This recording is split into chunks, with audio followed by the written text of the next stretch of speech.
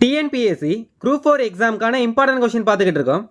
இந்த வீடியோவில் 10th சிவிக்ஸில் 3rd lesson மாநில அரசு இந்த பாடத்துக்கான இம்பார்ட்டன்ட் கொஷின் தான் இந்த வீடியோவில் பார்க்க போகிறோம். ஸோ ஸ்கிப் பண்ணாமல் கடைசி வரையும் பாருங்கள். டெலகிராமில் இன்னும் நீங்கள் ஜாயின் பண்ணலாம், ஜாயின் பண்ணிக்கோங்க. டெலகிராம் லிங்க்கும் டிஸ்கிரிப்ஷனில் இருக்குது. ஆளுநரின் தகுதிகள் பற்றி கூறும் அரசியல் அமைப்பு பிரிவு 157 மற்றும் 158. ஆளுநரின் தகுதிகள் பற்றி கூறும் அரசியலமைப்பு பிரிவு எதுனா பிரிவு 157 மற்றும் 158. Option A. முதலமைச்சரின் பரிந்துரைப்படி அமைச்சர்களை நியமனம் செய்பவர் ஆளுநர். முதலமைச்சரின் பரிந்துரையின்படி அமைச்சர்களை நியமனம் செய்பவர் யார்னா ஆளுநர். மாநில அரசின் தலைமை வழக்கறிஞரை நியமனம் செய்பவர் ஆளுநர். மாநில அரசின் தலைமை வழக்கறிஞரை நியமனம் செய்பவர் யார்னா ஆளுநர். ஆளுநர் ஆவதற்கான தகுதிகள் பற்றிய கூற்றுகளில் சரியானது எதுன்னு கேட்டிருக்காங்க. 1. இந்திய குடிமகனாக இருக்க வேண்டும். 2. 30 வயது நிரம்பியவராக இருத்தல் வேண்டும். 3. நாடாளுமன்ற மற்றும் சட்டமன்ற உறுப்பினராக இருக்க வேண்டும். இதில் எது சரியான கூற்றுன்னு கேட்டிருக்காங்க. 1 கொடுத்துருக்காங்க, இந்திய குடிமகனாக இருக்க வேண்டும். 1 சரி.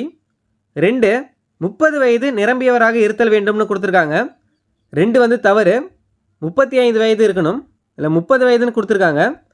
2 தவறு. 3 நாடாளுமன்ற மற்றும் சட்டமன்ற உறுப்பினராக இருக்க வேண்டும்னு கொடுத்துருக்காங்க. 3 தவறு தான்.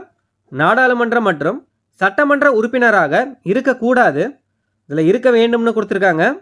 இப்போ சரியான கூற்று எதுனா 1 மட்டும்தான் சரி.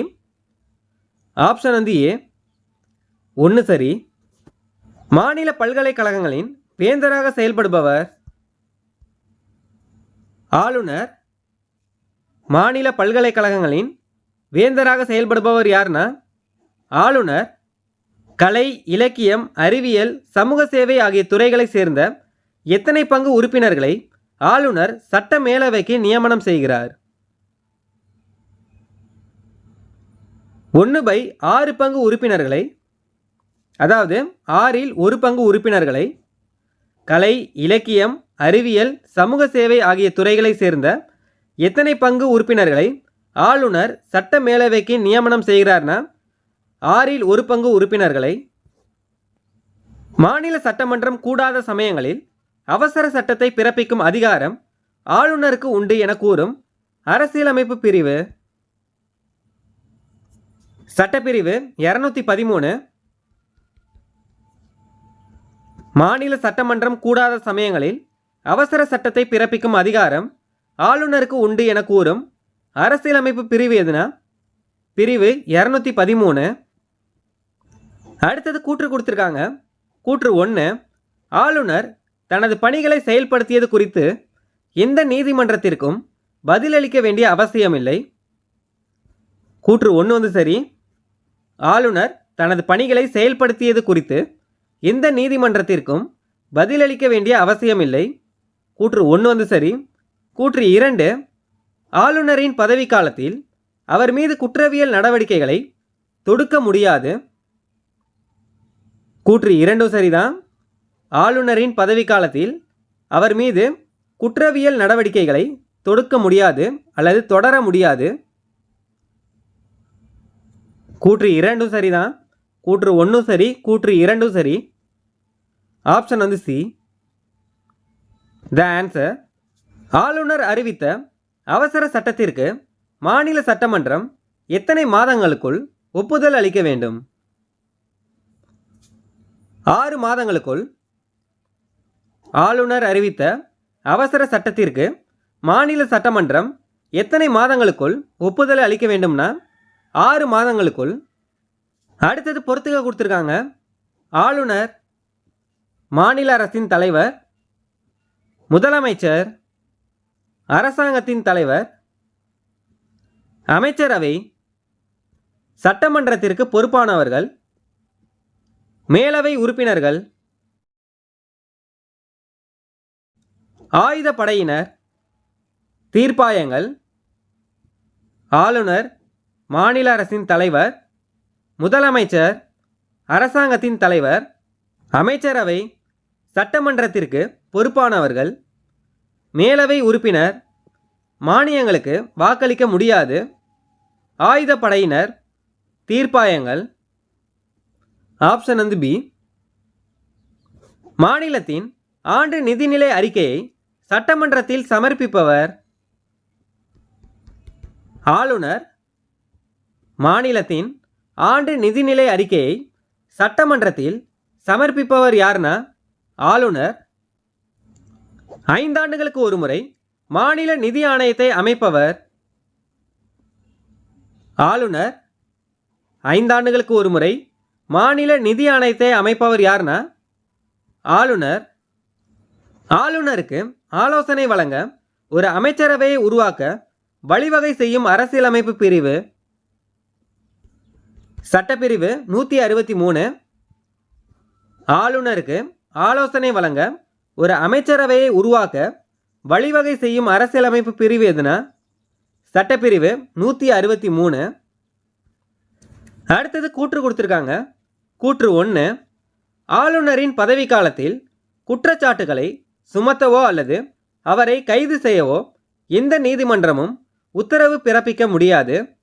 கூற்று 2, மாநில ஆளுநருக்கு எதிராக உரிமையியல் வழக்குகளை தொடர முடியும்.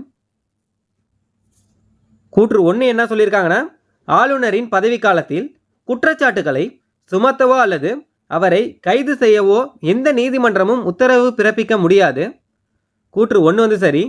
கூற்று 2, மாநில ஆளுநருக்கு எதிராக உரிமையியல் வழக்குகளை தொடர முடியும்னு கொடுத்துருக்காங்க. கூற்று 2 வந்து தவறு. மாநில ஆளுநருக்கு எதிராக உரிமையியல் வழக்குகளை தொடர முடியாது. இல்லை தொடர முடியும்னு கொடுத்துருக்காங்க. கூற்று 1 மட்டும்தான் சரி. கூற்று 2 வந்து தவறு. ஆப்ஷன் வந்து கூற்று 1 சரி, கூற்று 2 வந்து தவறு. ஏ. ஆளுநரால் முதலமைச்சர் நியமனம் செய்யப்படுகிறார் என கூறும் அரசியலமைப்பு பிரிவு சட்டப்பிரிவு 164(1). ஆளுநரால் முதலமைச்சர் நியமனம் செய்யப்படுகிறார் என கூறும் அரசியலமைப்பு பிரிவு எதுனா சட்டப்பிரிவு 164(1). மாநில சட்டமன்றத்தின் பதவிக்காலம் 5 ஆண்டுகள். மாநில சட்டமன்றத்தின் பதவிக்காலம் எத்தனை ஆண்டுகள்னா 5 ஆண்டுகள். மாநில சட்ட மேலவை உறுப்பினர்களின் எண்ணிக்கை சட்டமன்ற கீழவை உறுப்பினர்களின் எண்ணிக்கையில் எத்தனை பங்குக்கு மிகாமல் இருக்க வேண்டும்? 3/1 பங்கிற்கு மிகாமல். பி தான் சரியானது. மாநில சட்ட மேலவை உறுப்பினர்களின் எண்ணிக்கை சட்டமன்ற கீழவை உறுப்பினர்களின் எண்ணிக்கையில் எத்தனை பங்கிற்கு மிகாமல் இருக்க வேண்டும்னு கேட்டிருக்காங்க. 3/1 பங்கிற்கு மிகாமல். அடுத்தது கூற்று கொடுத்துருக்காங்க. கூற்று 1, சட்டமன்ற உறுப்பினராக இல்லாத ஒருவரை அமைச்சராக நியமிக்க முடியாது. கூற்று 1 வந்து தவறு. சட்டமன்ற உறுப்பினராக இல்லாத ஒருவரை அமைச்சராக நியமிக்க முடியும், இல்லை முடியாதுன்னு கொடுத்துருக்காங்க. கூற்று 1 வந்து தவறு. கூற்று 2, ஆனால் அவர் 8 மாதத்திற்குள் ஏதாவது ஒரு தொகுதியில் நின்று வெற்றி பெற்று சட்டமன்றத்திற்கு தேர்ந்தெடுக்கப்பட வேண்டும். கூற்று 2 தவறு தான். ஆனால் அவர் இதில் 8 மாதம்னு கொடுத்துருக்காங்க. 8 மாதம் வராது. 6 மாதத்திற்குள் ஏதாவது ஒரு தொகுதியில் நின்று வெற்றி பெற்று சட்டமன்றத்திற்கு தேர்ந்தெடுக்கப்பட வேண்டும். இதுதான் சரியானது. இல்லை 8 மாதம்னு கொடுத்துருக்காங்க. இப்போ கூற்று 1 தவறு, கூற்று 2 தவறு தான். ஆப்ஷன் வந்து டி. கூற்று 1 மற்றும் 2 தவறு. தமிழக சட்டமன்றத்தில் நேரடியாக மக்களால் தேர்ந்தெடுக்கப்படும் உறுப்பினர்களின் எண்ணிக்கை 234 உறுப்பினர்கள். தமிழக சட்டமன்றத்தில் நேரடியாக மக்களால் தேர்ந்தெடுக்கப்படும் உறுப்பினர்களின் எண்ணிக்கை எத்தனைனா 234 உறுப்பினர்கள். சட்டமன்றம் ஒரு தீர்மானத்தின் மூலம் எத்தனை நாட்கள் அறிவிப்பு கொடுத்த பிறகு சபாநாயகரை பதவி நீக்கம் செய்யலாம்? 14 நாட்கள் அறிவிப்பு கொடுத்த பிறகு. சட்டமன்றம் ஒரு தீர்மானத்தின் மூலம் எத்தனை நாட்கள் அறிவிப்பு கொடுத்த பிறகு சபாநாயகரை பதவி நீக்கம் செய்யலாம்னா 14 நாட்கள் அறிவிப்பு கொடுத்த பிறகு. சட்ட மேலவையின் பதவிக்காலம் சட்ட மேலவை வந்து ஒரு நிரந்தர அவை. இதுதான் சரியானது. சட்ட மேலவையானது ஒரு நிரந்தர அவை. தமிழ்நாட்டின் சட்ட மேலவை நீக்கம் நடைமுறைக்கு வந்த நாள் 1/11/1986. தமிழ்நாட்டின் சட்ட மேலவை நீக்கம் நடைமுறைக்கு வந்த நாள் எப்போனா 1/11/1986. சட்ட மேலவை உறுப்பினர்களில் 1/3 பங்கு உறுப்பினர்கள் எத்தனை ஆண்டுகளுக்கு ஒரு முறை ஓய்வு பெறுகின்றனர்? 2 ஆண்டுகளுக்கு ஒரு முறை. சட்ட மேலவை உறுப்பினர்களில் 1/3 பங்கு உறுப்பினர்கள் எத்தனை ஆண்டுகளுக்கு ஒரு முறை ஓய்வு பெறுகின்றனர்னா 2 ஆண்டுகளுக்கு ஒரு முறை. அடுத்தது கூற்று கொடுத்துருக்காங்க. கூற்று 1, சட்டமன்ற மேலவையானது கீழவையை காட்டிலும் பண நடவடிக்கைகளில் அதிக அதிகாரத்தை பெற்றுள்ளது. கூற்று 1 வந்து தவறு. சட்டமன்ற மேலவையானது கீழவையை காட்டிலும் பண நடவடிக்கைகளில் அதிக அதிகாரத்தை பெற்றுள்ளது அப்படின்னு கொடுத்துருக்காங்க. கூற்று 1 வந்து தவறு. இதுக்கு சரியானது என்னன்னா, சட்டமன்ற கீழவையானது மேலவையை காட்டிலும் பண நடவடிக்கைகளில் அதிக அதிகாரத்தை பெற்றுள்ளது. இதுதான் சரியானதாக வரும். கூற்று 2, பண மசோதா கீழவையில் மட்டுமே அறிமுகப்படுத்த முடியும். கூற்று 2 வந்து சரி. பண மசோதா கீழவையில் மட்டுமே அறிமுகப்படுத்த முடியும். கூற்று 2 வந்து சரி. கூற்று 1 தவறு. கூற்று 2 சரி. ஆப்ஷன் வந்து பி. கூற்று 1 தவறு. சட்ட மேலவை தலைவரை தேர்ந்தெடுப்பவர் சட்ட மேலவை உறுப்பினர்கள். சட்ட மேலவை தலைவரை தேர்ந்தெடுப்பவர்கள் யார்னா சட்ட மேலவை உறுப்பினர்கள். சட்ட மேலவை உருவாக்கம் பற்றி கூறும் அரசியலமைப்பு பிரிவு 169. சட்ட மேலவை உருவாக்கம் பற்றி கூறும் அரசியலமைப்பு பிரிவு எதுனா பிரிவு 169. ஒவ்வொரு மசோதாவும் சட்டமன்றத்தில் எத்தனை நிலைகளுக்கு பிறகு நிறைவேறுகிறது? 3 நிலைகளுக்கு பிறகு. ஒவ்வொரு மசோதாவும் சட்டமன்றத்தில் எத்தனை நிலைகளுக்கு பிறகு நிறைவேறுகிறது அப்படின்னு கேட்டிருக்காங்க. 3 நிலைகளுக்கு பிறகு. அடுத்தது கூற்று கொடுத்துருக்காங்க. கூற்று 1, சட்டமன்ற கீழவையில் அனுமதியின்றி புதிய வரிகளை விதிக்க முடியாது. கூற்று 1 வந்து சரி. சட்டமன்ற கீழவையில் அனுமதியின்றி புதிய வரிகளை விதிக்க முடியாது. கூற்று 1 வந்து சரி. கூற்று 2, மேலவை நிதி சார்ந்த நடவடிக்கைகளில் வாக்களிக்க முடியாது. கூற்று 2 சரிதான். மேலவை நிதி சார்ந்த நடவடிக்கைகளில் வாக்களிக்க முடியாது. கூற்று 2 சரிதான். ஆப்ஷன் வந்து சி. கூற்று 1 மற்றும் 2 சரி. கல்கத்தா, பம்பாய் மற்றும் சென்னையில் உயர்நீதிமன்றங்கள் தொடங்குவதற்கு விக்டோரியா மகாராணி காப்புரிமை கடிதம் வழங்கிய நாள் 26/6/1862. கல்கத்தா, பம்பாய் மற்றும் சென்னை உயர்நீதிமன்றங்கள் தொடங்குவதற்கு விக்டோரியா மகாராணி காப்புரிமை கடிதம் வழங்கிய நாள் எப்போனா 26/6/1862. உலகிலேயே லண்டனுக்கு அடுத்து 2வது பெரிய நீதித்துறை வளாகம் கொண்ட நீதிமன்றம் எதுன்னு கேட்டிருக்காங்க. சென்னை உயர்நீதிமன்ற வளாகம். முதல் எதுன்னு கேட்டாங்கன்னா லண்டன். 2வது எதுன்னு கேட்டாங்கன்னா சென்னை. பஞ்சாப் மற்றும் ஹரியானா மாநிலங்களுக்கான பொதுவான உயர்நீதிமன்றம் அமைந்துள்ள இடம் ஹரியானா. பஞ்சாப் மற்றும் ஹரியானா மாநிலங்களுக்கான பொதுவான உயர்நீதிமன்றம் அமைந்துள்ள இடம் எதுனா ஹரியானா. ஆளுநருக்கும் அமைச்சரவைக்கும் இடையே பாலமாக செயல்படுபவர் முதலமைச்சர். ஆளுநருக்கும் அமைச்சரவைக்கும் இடையே பாலமாக செயல்படுபவர் யாருன்னா முதலமைச்சர். பண மசோதாவை மாநில சட்டமன்றத்தில் தாக்கல் செய்ய முன் அனுமதி அளிப்பவர் ஆளுநர். பண மசோதாவை மாநில சட்டமன்றத்தில் தாக்கல் செய்ய முன் அனுமதி அளிப்பவர் யாருன்னா ஆளுநர். அடுத்தது கூற்று கொடுத்துருக்காங்க. கூற்று 1, உயர்நீதிமன்றம் உரிமையியல் மற்றும் குற்றவியல் தொடர்பான மேல்முறையீட்டு வழக்குகளை விசாரிக்கும். கூற்று 1 வந்து சரி.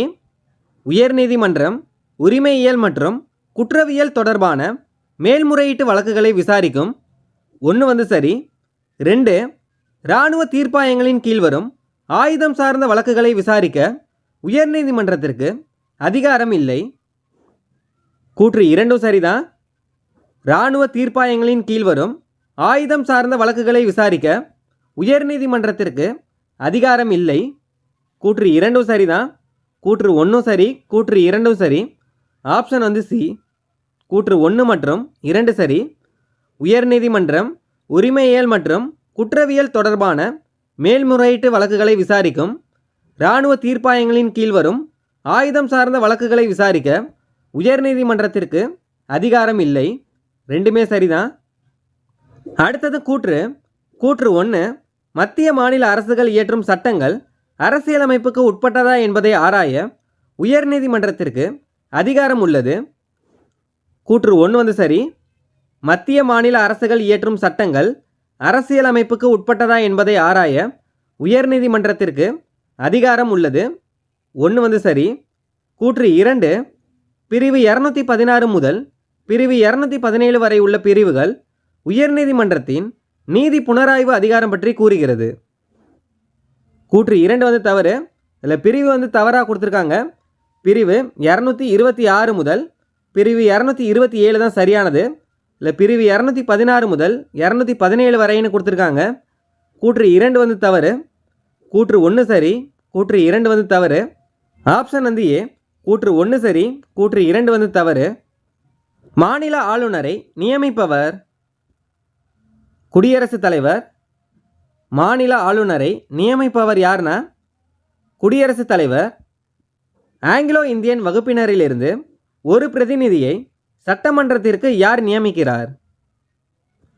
ஆளுநர். ஆங்கிலோ இந்தியன் வகுப்பினரிலிருந்து ஒரு பிரதிநிதியை சட்டமன்றத்திற்கு யார் நியமிக்கிறார்னா ஆளுநர். ஆளுநர் யாரை நியமனம் செய்வதில்லை?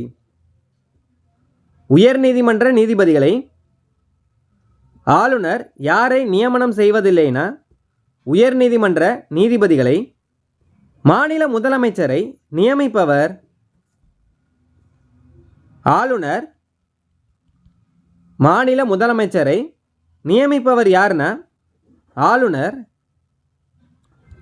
சட்ட மேலவை என்பது இந்த வினா வந்து ஏற்கனவே பார்த்துட்டோம். சட்ட மேலவை என்பது வந்து ஒரு நிரந்தர அவையாகும். மேலவை உறுப்பினர் ஆவதற்கான குறைந்தபட்ச வயது 30 வயது. மேலவை உறுப்பினர் ஆவதற்கான குறைந்தபட்ச வயது எத்தனைனா 30 வயது. மேலவை உறுப்பினர்கள் யாரால் தேர்ந்தெடுக்கப்படுகிறார்? சட்டமன்ற கீழவை உறுப்பினர்களால் பொதுவாக நியமிக்கப்படுவார்கள். உள்ளாட்சி அமைப்புகள், பட்டதாரிகள், ஆசிரியர்கள், சட்டமன்ற உறுப்பினர்கள் மற்றும் பிறரால் தேர்ந்தெடுக்கப்படுகின்றனர். மக்களால் நேரடியாக தேர்ந்தெடுக்கப்படுகின்றனர். இதில் எது சரியானதுன்னு கேட்டிருக்காங்க. உள்ளாட்சி அமைப்புகள், பட்டதாரிகள், ஆசிரியர்கள், சட்டமன்ற உறுப்பினர்கள் மற்றும் பிறரால் தேர்ந்தெடுக்கப்படுகிறார்கள். இதான் சரியானது. கீழ்காணும் மாநிலங்களில் எந்த ஒன்று ஈரவை சட்டமன்றத்தை பெற்றிருக்கவில்லை? எதுனா தமிழ்நாடு தான். கீழ்காணும் மாநிலங்களில் எந்த ஒன்று ஈரவை சட்டமன்றத்தை பெற்றிருக்கவில்லைனா தமிழ்நாடு. ஈரவை சட்டமன்றங்களை கொண்டுள்ளது எதுன்னு கேட்டாங்கன்னா ஆந்திர பிரதேசம், தெலுங்கானா, உத்தரப்பிரதேசம். சரியான கூற்றை கண்டுபிடிக்கவும்னு கொடுத்துருக்காங்க. 1 இந்தியாவின் சில மாநிலங்கள் மட்டும் சட்ட மேலவையை பெற்றுள்ளது. 1 வந்து சரி. இந்தியாவின் சில மாநிலங்கள் மட்டும் சட்ட மேலவையை பெற்றுள்ளது. 1 வந்து சரி. 2 மேலவையின் சில உறுப்பினர்கள் நியமிக்கப்படுகிறார்கள். 2 சரி.